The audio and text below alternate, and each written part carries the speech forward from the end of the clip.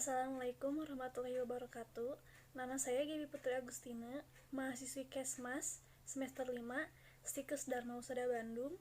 Di sini saya akan menjelaskan kajian dari laporan Gubernur Provinsi DKI Jakarta.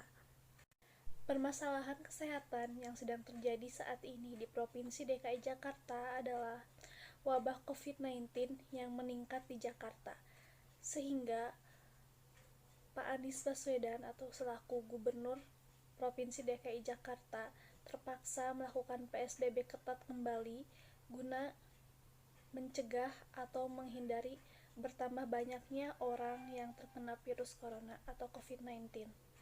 6 bulan kita sudah menjalani masa pandemik dan sekarang kita memasuki bulan ke-7 pandemik, dan data dari 9 September menunjukkan bahwa kasus COVID-19 di Jakarta yaitu 49.837 kasus. Informasi epidemiologi yang disampaikan oleh Bapak Anies Baswedan selaku Gubernur Provinsi DKI Jakarta yaitu ada 2 parameter yang harus menjadi kewaspadaan. Yang pertama adalah kasus angka kematian dan yang kedua angka kasus aktif. Sekitar 1.347 orang di Jakarta telah wafat akibat COVID-19. Bila melihat angka tingkat kematian atau case fatality rate, tingkat kematian di Jakarta lebih rendah, yaitu sekitar 2,7%. Lebih rendah dari tingkat kematian nasional di angka 4,1%. Bahkan lebih rendah di tingkat kematian global sekitar yaitu mencapai angka 3,3%. Jakarta secara signifikan berhasil menekan angka kematian tersebut, dan kasus aktif adalah orang-orang yang positif COVID-19 yang masih menjalani isolasi dan perawatan dan belum dinyatakan sembuh. Jadi di dalam penanganan COVID ini ada kasus baru yang masuk dalam sistem penanganan. Lalu di akhir penanganan ada 2, ada 1 yang meninggal dan ada 1 yang sembuh. Mereka yang masih ditemukan positif tapi belum sembuh, masih dalam isolasi, inilah yang dinamakan kasus aktif. Mengapa penting bagi kita untuk memahami kasus aktif, mengetahui angkanya? Karena ini terkait kapasitas fasilitas kesehatan di Jakarta, dan di antara kasus aktif ini ada 3 kelompok. Kelompok yang tak bergejala, kelompok yang bergejala ringan, dan kelompok yang bergejala berat atau sedang. Kelompok yang sedang dan berat inilah yang membutuhkan perawatan. Rumah sakit bahkan yang kritis membutuhkan fasilitas ICU. Jadi secara rata-rata selama perjalanan 6 bulan ini kita bisa mengatakan 50-an% tanpa gejala, 35-an% bergejala ringan, 15-an% bergejala sedang atau berat. Seperti ini yang membutuhkan pelayanan rumah sakit. Kelompok inilah yang kita harus perhitungkan. Kasus aktif dan bergejala sedang atau berat. Di Jakarta saat ini kenyataannya kita memiliki fasilitas kesehatan cukup besar. Dalam skala Indonesia ada 190 rumah sakit dan 67 diantaranya adalah rumah sakit rujukan. Upaya pemerintah Provinsi DKI Jakarta dalam mengendalikan permasalahan kesehatan. Angka kematian sempat meningkat cukup tinggi.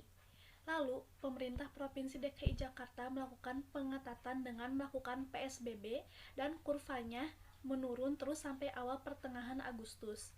Setelah pertengahan Agustus, terjadi peningkatan terus-menerus secara persentase memang rendah, tetapi secara nominal angka kematian meningkat setiap hari, sehingga terpaksa kembali menerapkan pembatasan sosial atau PSBB berskala besar seperti pada awal masa pandemi dahulu. Dan pemerintah Provinsi DKI setiap waktu terus menambah jumlah rumah sakit swasta yang bisa terlibat untuk menambahkan atau menaikkan kapasitas, dan akan meningkatkan lagi sekitar 20% sehingga menjadi 4.807 totalnya. Situasi pelayanan kesehatan di Provinsi DKI Jakarta yaitu tenaga kesehatan Jakarta selalu sigap menangani setiap kasus, sehingga angka kematian di Jakarta selalu merendah, dan di Jakarta terdapat 1.906 rumah sakit dan 67 rumah sakit rujukan. Yang kedua, pemerintah Provinsi DKI Jakarta akan meningkatkan kapasitas tempat tidur atau kasurnya, tenaga kesehatan, dan seluruh alat pendukung sebanyak 20%. Prediksi pemerintah Provinsi DKI Jakarta tanggal 17 September 2020, tempat tidur isolasi yang dimiliki akan penuh dan tidak mampu menampung pasien COVID-19 lagi. Pemerintah DKI Jakarta terus menambah rumah sakit swasta yang terlibat untuk menaikkan kapasitas. Selain itu, akan meningkatkan lagi 20% sehingga menjadi 4.807 yang akan tercapai 6 Oktober, yaitu menaikkan jumlah tempat tidur dan memastikan ada dokter, perawat, alat pengaman atau APD, obat-obatan, dan seluruh alat pendukungnya. Tetapi, menaikkan kapasitas tanpa adanya pembatasan ulang ketat, maka tempat tidur tersebut akan penuh pada pekan kedua Oktober. Jika tidak ada pembatasan yang ketat, maka ini hanya sekedar mengulur waktu dalam kurang dari 2 bulan. Rumah sakit akan kembali penuh. Selama bulan Agustus meningkat drastis dan tren akan naik terus, maka 15 September akan penuh. Situasi ICU tidak lebih baik.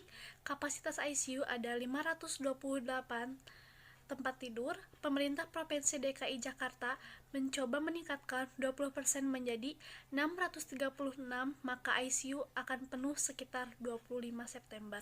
Itulah yang terjadi jika kita tidak melakukan PSBB lagi yang ketat pada Provinsi DKI Jakarta, namun kita meningkatkan kapasitas rumah sakit.